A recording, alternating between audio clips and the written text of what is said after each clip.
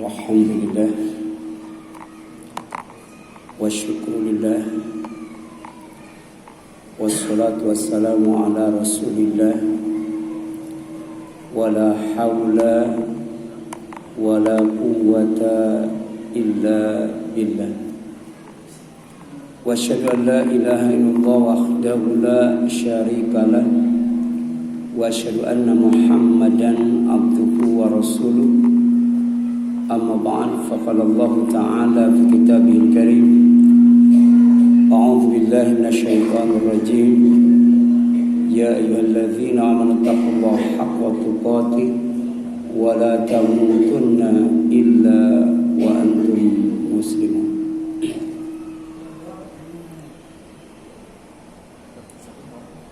Ikhwat iman, ikhwan dan akhwat fillah jamaah salat maghrib, silaturahim dan thalabul ilmi Masjid At-Taubah yang dirahmati dan dimuliakan Allah Subhanahu wa taala. Tinggal beberapa hari lagi kita akan memasuki hari raya Idul Adha. Ada 4 sunnah yang harus kita hidupkan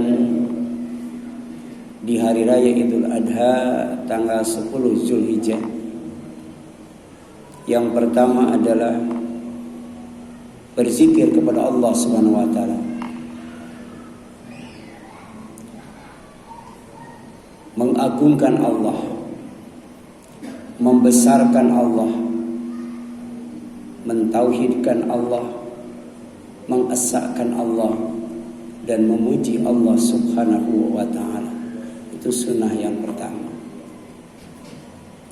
Bertakbir, bertahlil, bertahmid. Agungkan Allah, esahkan Allah, puji Allah. Kemudian yang kedua adalah menunaikan sholat Idul Adha. Laki-laki, perempuan, tua, dewasa, remaja, sampai anak-anak berkumpul di masjid. Berkumpul di lapang. Termasuk wanita-wanita yang sedang haid, disunahkan untuk berkumpul di lapangan, mendengarkan khutbah Idul Adha, tapi tidak menunaikan salat Idul Adha karena dalam keadaan tidak suci, dalam keadaan berhadas. Itu sunnah yang kedua. Sunnah yang ketiga adalah menyembelih hewan kurban, sama di lapangan. Jadi wukuf di lapang, di tempat terbuka. Salat Idul Adha di lapang, di tempat terbuka. Demikian pula menyembelih hewan kurban di lapang, di tempat terbuka. Karena ketiga-ketiganya merupakan syiar Allah, yang harus diperlihatkan, yang harus dipersaksikan, harus dilihat kebaikannya, dirasakan manfaatnya. Itu syiar Allah. Kemudian semua manusia menyaksikan bagaimana pasrah dan tunduknya hewan kurban ketika disembelih. Itu semua karena ditundukkan oleh Allah Subhanahu wa taala. Meskipun harus menyerahkan nyawanya. Sementara kita yang hadir, sebagian besar tidak berkurban, sebagian kecil yang berkurban, tapi hanya berkurban harta saja, tidak berkurban nyawa. Sebenarnya sapi, kambing dan unta itu mau tukeran sama kita. Mereka berkurban harta, sedangkan kita berkurban nyawa. Kira-kira mau nggak itu? Jadi disaksikan bagaimana Allah menundukkan mereka hewan-hewan yang akan disembelih di depan umum. Ya. Itulah syiar Allah. Ya. Jadi merasakan manfaatnya, melihat kebaikannya, dan menyaksikan dengan mata kepala sendiri bagaimana hewan kurban itu ditundukkan oleh Allah Subhanahu wa taala untuk menyerahkan nyawanya. Baru kemudian setelah itu dilanjutkan dengan zikir lagi. Ya. Membesarkan Allah, mentauhidkan Allah, mengesahkan Allah, kemudian makan-makan. Ya. Dari hewan kurban itu. Yang berkurban, yang miskin, yang fakir, yang qani, yang mu'tar, ya. Semuanya selama 4 hari berzikir, makan, berzikir, makan, berzikir, makan. Karena itu hari raya. Tanggal 13 Zulhijjah itu kan termasuk Ayyamul Bid. Harusnya saum sunat. Tapi kemudian karena itu termasuk hari makan, hari berzikir, hari raya, haram itu untuk saum. Karena yang haram itu tidak bisa dikalahkan dengan yang sunat itu. Jadi Ayyamul Bidnya itu 14-15. Harusnya kan 3 hari, 13, 14, 15. Tapi yang 13-nya itu hari raya tasyrik. Tidak boleh makan. Ya, tidak boleh saum, tidak boleh saum. Disunahkan berzikir kepada Allah, kemudian makan. 4 hari itu. Ya. Kira-kira ada agama lain yang 4 hari itu makan, dan makannya itu ibadah ya. Makan di hari raya tasyrik itu sama nilainya dengan berzikir. Itu beribadah kepada Allah Subhanahu wa taala. Dalam rangka apa? Dalam rangka membesarkan Allah, mengagungkan Allah, mentauhidkan Allah, mengesahkan Allah, dan kemudian memuji Allah Subhanahu wa taala. Jadi kurban itu termasuk syariat Islam. Dan kurban itu disyariatkan yang pertama dan utama adalah dengan domba yang paling besar. Domba yang paling besar. Karena sejatinya kurban itu adalah fidyah Allah, tebusan Allah untuk Ismail yang sebelumnya mau disembelih oleh ayahnya yang bernama Ibrahim. Dan itu merupakan balaun azim, ujian yang sangat berat. Tidak mungkin bisa melaksanakannya. Dan Allah tidak akan menguji dengan manusia dengan ujian yang tidak mampu dilaksanakannya. Karena itu ujian, maka Nabi Ibrahim tidak jadi menyembelih anaknya. Maka oleh Allah ditebus. Dengan apa? Dengan bidzibhin azim, sembelihan yang sangat besar. Wa fadainahu bidzibhin azim. Inilah kurban yang sebenarnya. Kurban yang disyariatkan itu dengan sembelihan yang sangat besar. Sebab kalau tidak ditebus dan kemudian balaun azim itu dilaksanakan oleh Ibrahim, di mana Ismail disembelih oleh bapaknya. Kira-kira kalau disyariatkan sampai sekarang, berapa orang yang banyak? Ya, berapa orang yang bisa? Berapa orang yang mampu? Ya, tiap tahun menyembelih anaknya ya. Nggak ada yang mau. Jangankan yang mampu, yang mau juga nggak ada. Ya. Inilah bentuk kasih sayang Allah. Allah tidak akan menguji hambanya dengan ujian yang sangat berat. Balaun azim. Karena kata Allah, la yukallifullahu nafsan illa wus'aha. Ya. Jadi diganti dengan unta, diganti dengan sapi, diganti dengan kambing atau domba. Itu artinya semua manusia itu mampu melaksanakannya. Sebab kalau dihitung, kalau harga sapi 3,5 juta, kolektif per orang, berarti satu harinya cuma 10.000. Jadi harusnya 70% itu jamaah atau ubah itu berkurbannya. Betul kan? Iya. Karena ada orang yang penghasilannya pas-pasan itu. Dia bisa nyimpen sehari 15.000, ya. Kemudian berkurban dengan kurban, ya, yang lebih dari 3,5 juta itu, ya. Kambingnya yang 4 jutaan itu. Bahkan ada pemulung yang kurbannya 2 ekor kambing itu, ya.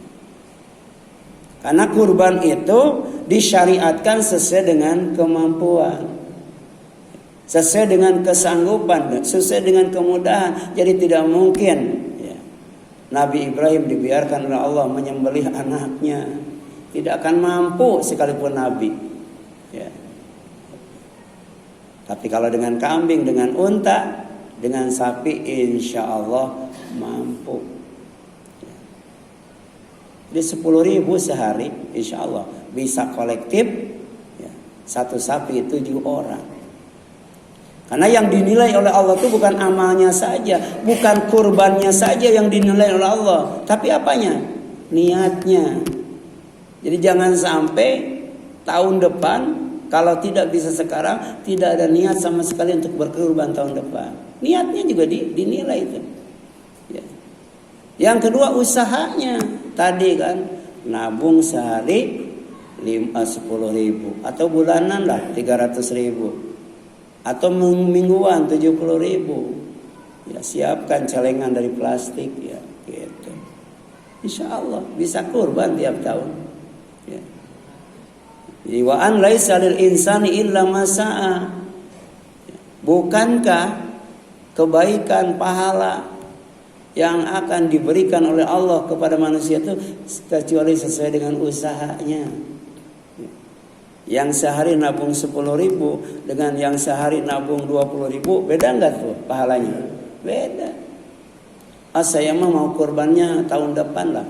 Jadi 2 tahun baru kurban. Udah sehari 5.000, 2 tahun kebeli itu sapi kolektif, ya.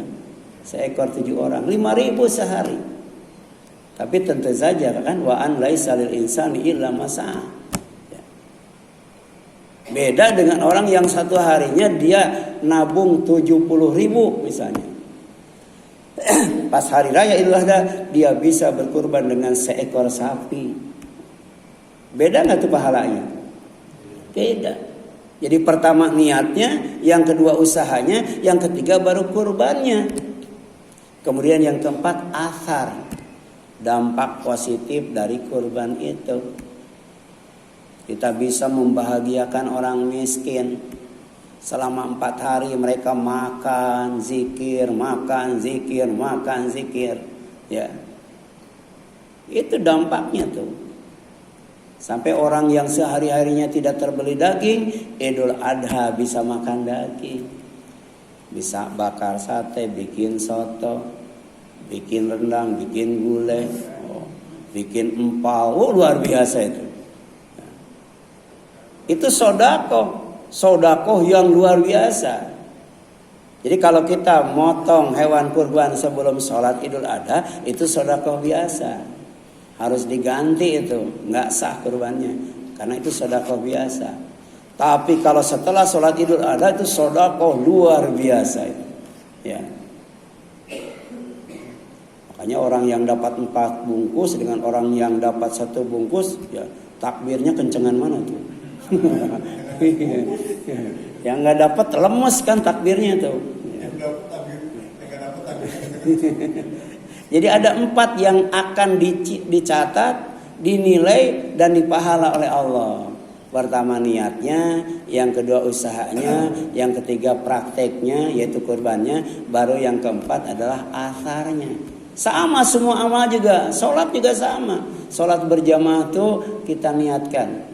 Niatkan tiap hari agar kita bisa sholat berjamaah 5 waktu di masjid. Kemudian usaha, apa usahanya? Ya, jadi semua yang mengganggu terlaksananya, ya kegiatan sholat berjamaah kemudian dikurangi, ya.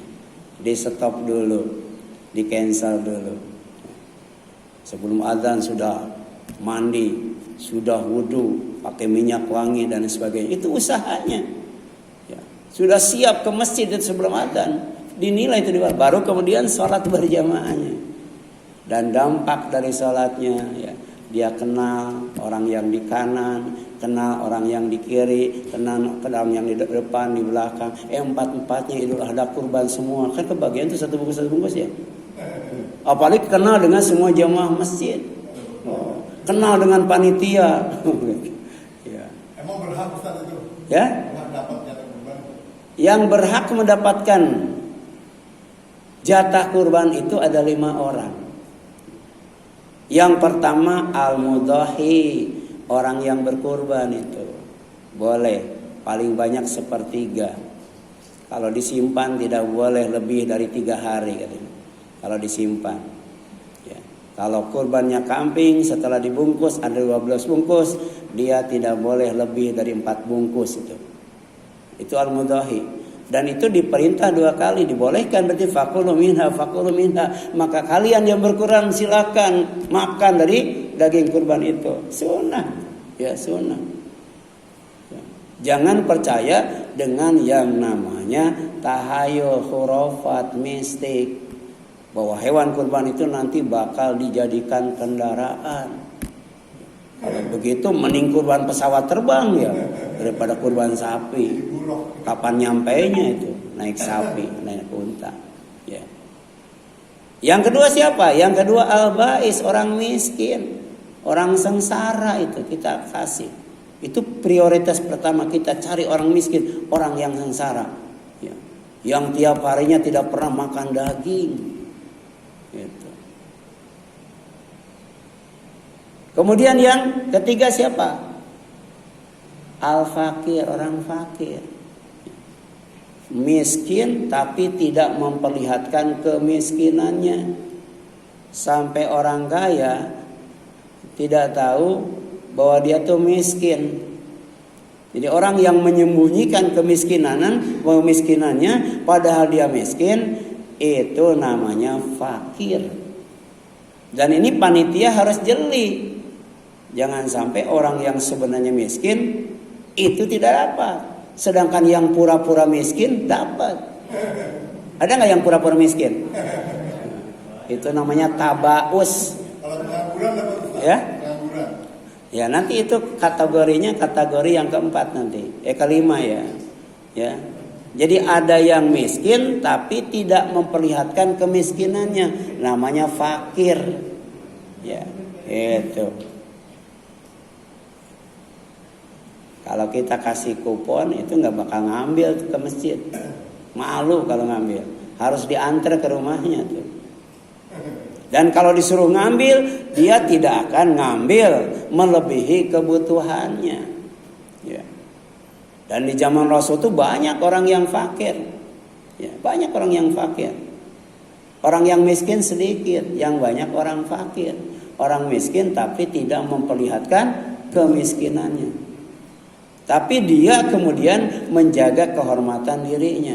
Setiap Rasul menyembelih hewan kurban, kemudian kata Rasul silakan ambil sendiri-sendiri. Ya. Yang butuh kepalanya ngambil kepalanya, yang butuh kulitnya ngambil kulitnya, yang butuh jeroannya ngambil jeroannya. Karena kurban itu harus dibagi habis, jangan ada yang dijual.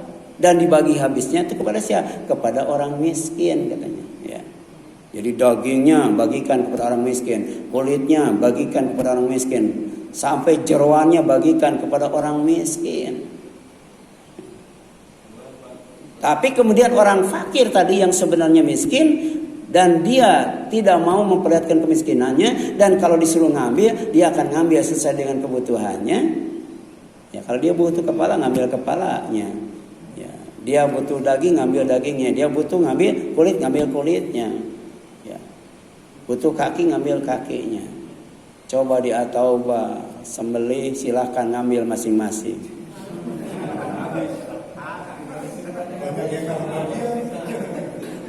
Ada yang menarik itu. Yang menarik ada Koni, ada Tommy. Kalau Tommy itu tamak, serakah, rakus. Kalau disuruh ngambil, kepalanya diambil, kulitnya diambil, kakinya diambil, dagingnya juga disikat. Itu namanya Tommy. To mim ain, toma. Tapi kalau Koni. Nah, koni itu dia akan ngambil sesuai kebutuhannya. Dan ini adalah mustahik yang keempat. Di samping yang fakir, orang miskin tidak memperlihatkan kemiskinannya sehingga orang kaya tidak tahu dia itu miskin, sehingga kadang-kala tidak dibagi kupon, tidak dikasih daging, padahal dia benar-benar miskin. Sementara yang tabaus, yang pura-pura miskin padahal kaya, dia dapat, bahkan jatahnya paling banyak. Ya.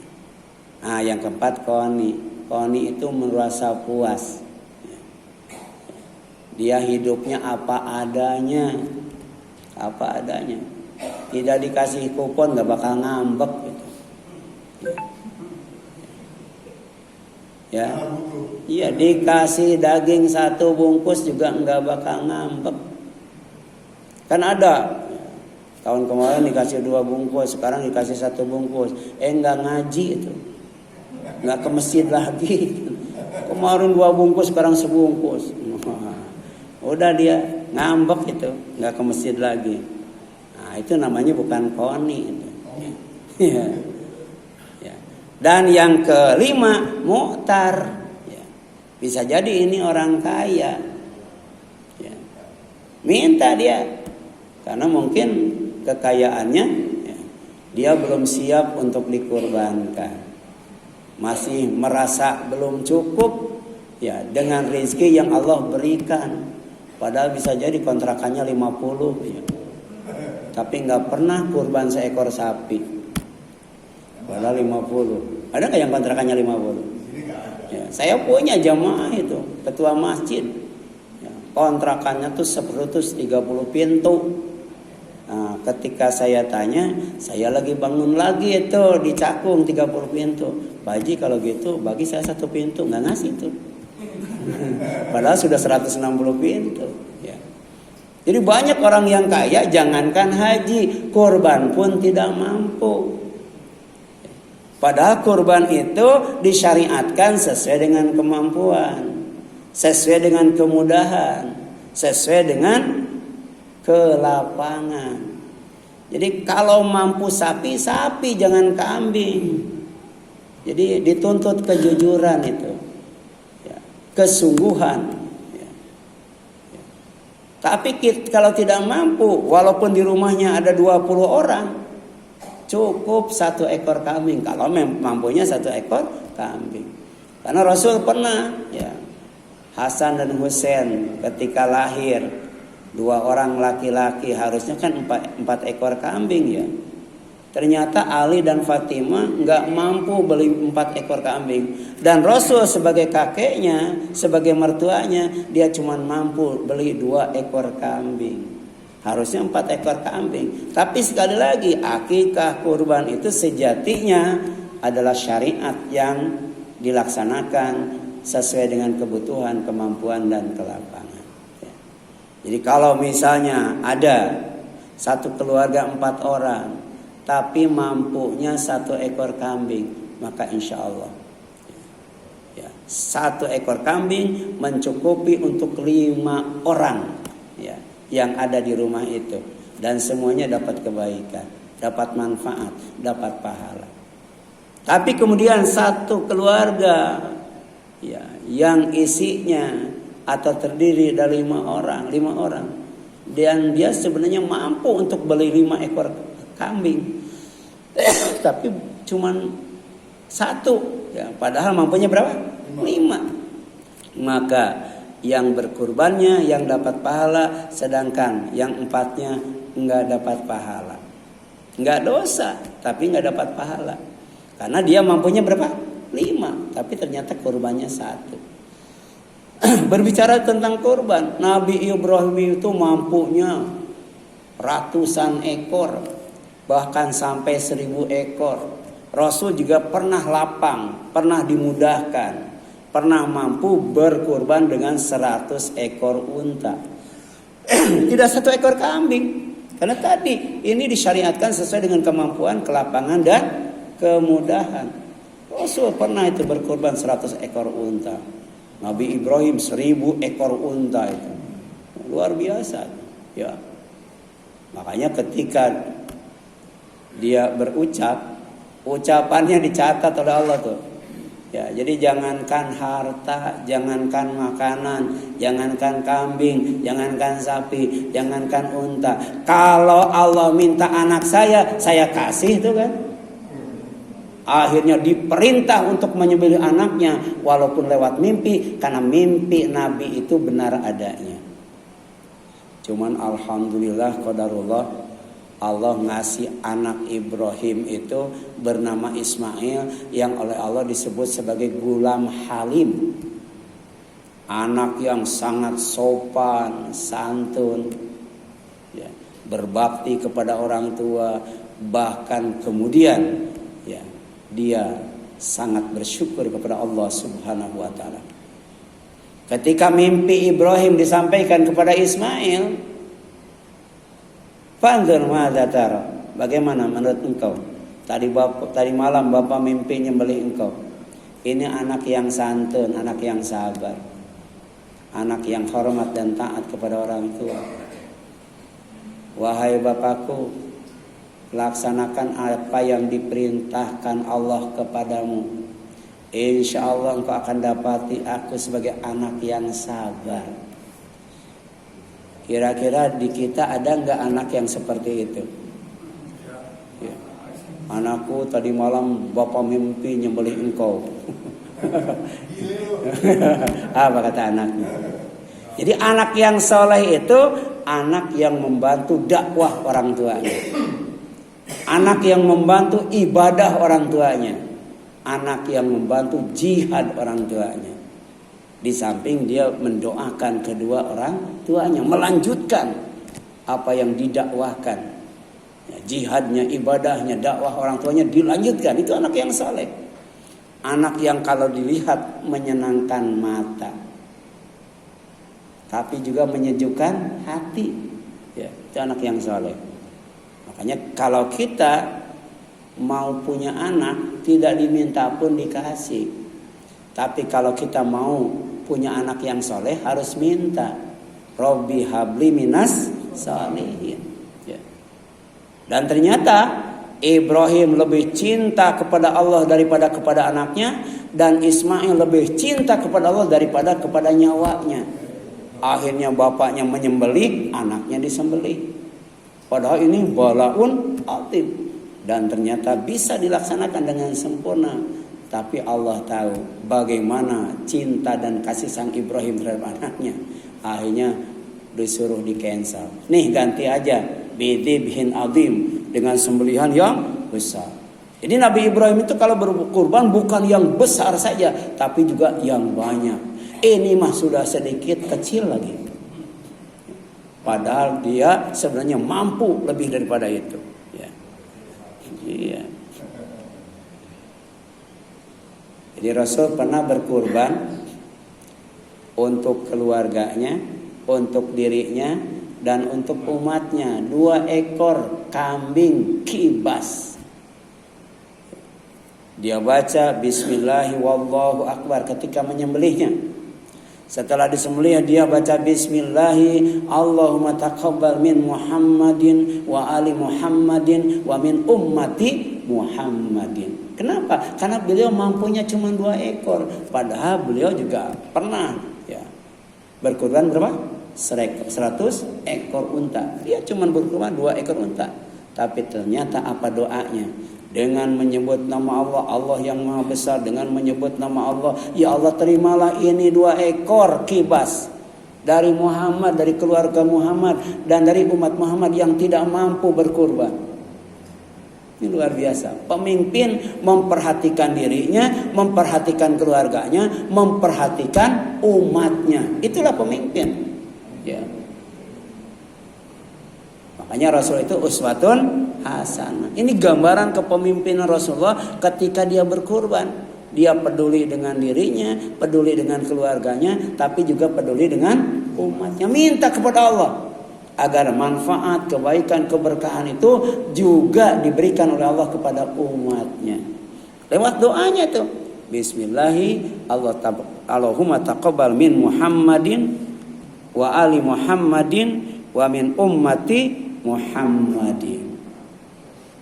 Tapi hewan yang namanya sapi, kambing, kemudian unta itu juga makhluk Allah. Ya. Dalam Islam itu jangankan menyembelih, berperang juga harus ihsan, harus baik. Ya. Jadi ajaran kebaikan itu tidak hanya ketika menyembelih, tapi juga ketika perang. Jadi kalau orang sudah menyerah, mengucapkan 2 kalimat syahadat, jangan dibunuh. Mengucapkan la ilaha jangan dibunuh. Itu ihsan. Dan membunuh dalam Islam sebenci apapun tidak boleh sampai dimutilasi. Cukup udah terbunuh udah. Ya. Ada itu paman Rasulullah, siapa, Hamzah ya, udah terbunuh oleh Wahsy, pembunuh bayaran, diseret ke pinggir lapangan, dirobek dadanya, diambil hatinya, dicincang, dibagi-bagi tuh sama wanita-wanita yang dendam karena suaminya mati di perang Badar. Dia sewa pembunuh bayaran, seret ke pinggir itu Hamzah, dirobek dadanya, diambil hatinya. Dikunyah bisa, ditelan nggak bisa. Sampai disampaikan kepada Rasul, bahwa kata Rasul, mereka itu ahli neraka. Sedangkan Hamzah mati syahid, itu ahli surga. Ya. Jadi tubuhnya, jasadnya tidak akan dibakar di neraka. Makanya kata Rasul, man nabata lahmuhu min sukhtin fannaru aula bih. Siapa saja yang dagingnya tumbuh dari yang haram, maka neraka yang pantas buatnya untuk membakarnya. Hati-hati tuh. Ya. Jadi kepala kita sampai kaki tangan kita semuanya dari yang haram. Ini santapan api neraka itu yang tumbuh itu. Makanya Hamzah itu dikunyah bisa, ditelan nggak bisa. Sebab kalau ditelan nanti jadi daging itu, ya, jadi daging. Ini dalam dijelaskan oleh Ibnu Hajar itu. Ya. Kemudian yang selanjutnya, ya. Bagaimana cara berbuat baik kepada binatang ya, ketika menyembelih? Ya. Sembelihlah dengan cepat. Ya. Sembelihlah dengan keterampilan yang mumpuni. Jadi cepat. Ya. Disembelihnya cepat matinya. Dipotong 3 uratnya itu. Ya. Tapi ada orang yang mungkin tidak punya ilmu, dia terampil dalam menyembelih, tapi nggak punya ilmu tentang ihsan dalam menyembelih. Ya, sudah terpotong uratnya, dalam hitungan detik dipenggal kepalanya. Udah dipenggal kepalanya, digantung, dikuliti, kemudian dicincang, padahal masih hidup itu. Dan itu secara syar'i menurut hukum Islam, bukan hanya kurbannya tidak sah, tapi dagingnya haram. Dari kepala sampai ekor sampai kaki haram. Kenapa? Karena belum mati sudah dikuliti, sudah dipenggal kepalanya. Iya, gitu. Tapi juga ada tuh, ya, itu petugas pemotong hewan. Dia suka ngaji. Setelah selesai kajian, ya, kemudian setelah sholat isya, dia nyamperin. Ustaz, kami itu petugas pemotong hewan, ya, di pemotongan hewan itu. Jadi yang kami potong itu bukan 1 ekor 2 ekor, ratusan. Jadi kalau sudah dipotong uratnya kemudian ditunggu lama itu. Lama itu kan 200 ekor antri ya. Jadi gitu, potong enggak katanya, walau alam ya, benar atau enggaknya. Tapi kalau harus mengikuti disembelih kemudian dibiarkan menunggu mati baru kemudian dipenggal, dicincang, dikuliti, itu lama karena yang antri berapa ekor sapi, gitu kan gitu. Tapi ini syariat, ya. Teknisnya bagaimana supaya bisa itu diserahkan kepada manusia. Yang penting kalau belum mati jangan disembelih, jangan dipenggal, jangan dikuliti dan sebagainya. Ya. Itu ihsan kepada binatang. Sampai Aisyah sebagai istrinya sebelum Rasul menyembelih 2 ekor kambing dengan tangannya sendiri, diperintahkan terlebih dahulu untuk mengasah pisaunya supaya tajam. Ya, Sehingga ketika disembelih cepat urat makanan, urat darah dan urat nafas itu terpotong sehingga cepat matinya, tidak menyiksa binatang. Itu ihsan. Ini ajaran Islam. Jadi bukan ihsan ketika menyembelih, tapi ihsan juga ketika perang, apalagi ketika damai. Itu umat Islam diajarkan kebaikan dan ihsan itu di atas adil. Ya, adil. Kalau orang nonjok kita tonjok lagi itu adil. Tapi kalau orang nonjok kita kasih duit itu ihsan. Ada nggak orang yang ditonjok kasih duit? Ada Ustaz, ditambah lebih kiri kasih duit. Dalam Islam itu. Idfa billati hiya ahsan. Karena kebaikan dan kejahatan itu beda, maka tolak kejahatan itu dengan kebaikan yang lebih baik.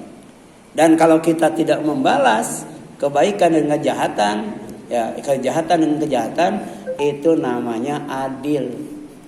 Ya, kalau membalas kejahatan dengan kejahatan tadi pukul-pukul itu adil. Tapi kemudian kalau tidak membalas kejahatan itu namanya sabar. Tapi kalau membalas kejahatan dengan kebaikan namanya apa? Ihsan. Luar biasa itu dalam Islam. Ya. Ajarannya Islam tuh dinul qayyimah, agama yang syarat nilai, ya. Itu. Dan kemudian ternyata ibadah kurban itu adalah ibadah yang paling lama. Ibadah haji itu zaman Nabi Ibrahim. Nah, kemudian di zaman Rasulullah tahun ke-8 Hijrah baru diwajibkan. Sedangkan ibadah kurban itu sejak Nabi Adam, ketika punya anak yang bernama Qabil dan Habil. Keduanya dia berkurban kepada Allah. Tapi kurban yang diterima adalah kurban si Habil. Kenapa? Karena dia kurbannya itu berdasarkan ketakwaan. Dia kurban itu karena takut kepada Allah. Dia kurban itu karena melaksanakan perintah Allah. Dan juga kurban dia meninggalkan larangan Allah. Tidak boleh kurban dengan yang buta, kurban dengan yang pincang, kurban dengan yang kurus kering, ya, kurban dengan yang sakit nggak boleh. Kan sekarang ada PMK ya, penyakit apa? Mulut dan kuku itu nggak boleh dijadikan kurban tuh, yang kena PMK. Ya. Makanya mati dibuang ke sungai ya, harusnya dikubur gitu ya. Jadi harus sehat, harus mulus, harus besar, harus gurih, harus enak, ya, harus banyak. Itulah kurban yang afdal. Karena ini sejatinya kalau merujuk kepada sejarah Nabi Ibrahim, ini tebusan Allah untuk Ismail. Ya, ketika Nabi Ibrahim akan menyembelih Ismail itu. Tapi kalau kemudian merujuk ke sejarah putra Nabi Adam, bahwa kurban itu harus dilandasi dengan ketakwaan. Jadi karena yang namanya daging itu tidak akan sampai kepada Allah. Daging itu sampainya kepada mustahik, tidak akan sampai kepada Allah. Demikian pula darahnya. Yang akan sampai kepada Allah itu adalah ketakwaannya. Dan ternyata melaksanakan ibadah kurban, menunaikan salat Idul Adha, dan kemudian menunaikan ibadah haji dan umroh itu min sya'airillah. Termasuk syiar-syiar Allah yang harus diagungkan. Siapa saja yang mengagungkan syiar Allah, melaksanakan ibadah kurban, melaksanakan salat Idul Adha, menunaikan ibadah haji dan umroh, fa innaha min taqwal qulub. Itu adalah bukti ketakwaan ada di dalam hatinya. Dan ternyata takwa itu pahalanya luar biasa. Ampunan Allah dan sorga yang luasnya seluas langit dan bumi. Wallahu a'lam. Silakan ada yang tanyakan sampai sini.